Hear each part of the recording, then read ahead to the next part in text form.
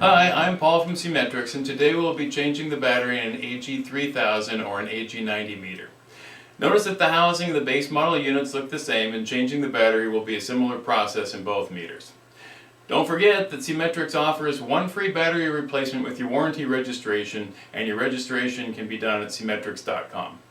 If your meter is sealed, and the seal is controlled by a regulating agency, be sure of their rules before removing the seal. All settings will be retained if the meter loses power. The total is recorded to permanent memory every 15 minutes and will be retained if the meter does lose power. Now the first thing we're going to need to do is to open the housing. After being out in the field for a few years, this housing might be just a little bit tight, hard to get open. You're going to want to either use a spanner wrench, pipe wrench, channel lock, something like that. If it's stuck, it's just barely stuck. If you can get maybe a 1/4 inch motion on this, it'll open right up. So once the lid is off, we'll need to remove the display assembly. This will either be held in with T15 Torx head screws, or it'll simply be snapped in. This one's snapped in place. So just pops right out. If it's held in with the T15 Torx head screws, they will be right in here, here, and here. Unscrew them, and the display just lifts right out. Once the display is out, you'll find a Velcro strap holding the battery in place. If the tails are tucked right down next to the battery, you might need some kind of a tool, a needle nose, maybe a screwdriver to lift that up with. Undo the strap,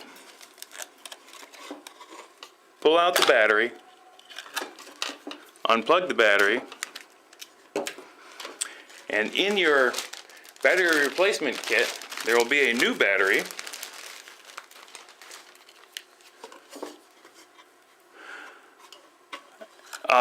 Put the battery in the battery holder. Put the strap back on so that that battery doesn't flop around in there. Now on the battery connector there will be a little rib. Stands up right here. There's a little slot in the receptacle right down in here. That rib goes into that slot. Once that's plugged in, meter will start up by itself. Make sure that there's no wires in place of in the way of any of the connectors or in the way of the threads. There's desiccant packs down inside the housing. Pull those out. In your battery replacement kit, there will be a bag of desiccants. Put those down inside the housing. Making sure, oop, look, that one's a little too high. That could get stuck in the threads. So we'll shove that down inside there. The display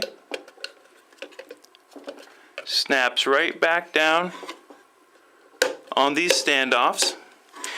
Again, if you have the T15 Torx head screws, T15 Torx head screwdriver, you just screw those screws right back in there. Inspect the O-ring on the lid. Make sure that it's not too dirty. Make sure it's not cracked. There is a O-ring in your battery replacement kit. If it is damaged or dirty, replace that. Make sure it's clean. On the O-ring sealing surface inside the housing, clean that surface. If that meter's been out in the field, you can bet it's going to be covered with a bunch of dirt and sand. Clean that up so it'll seal well. You get too much dirt in there and it's not going to seal well on the O-ring. Screw the lid all the way down. If you don't screw it all the way down, you're going to get moisture or dirt in there over time, and it will destroy the meter. Once the O-ring touches, just give it a little tighten to compress the O-ring, give it a good sealing surface. And then in your battery replacement kit, there is a security seal.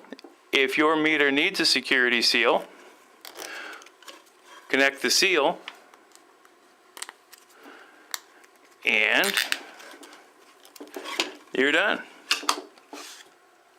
So that's all there is to changing the battery in one of our meters. If you want any more information on this or other products, please visit us at Seametrics.com. Thanks for watching.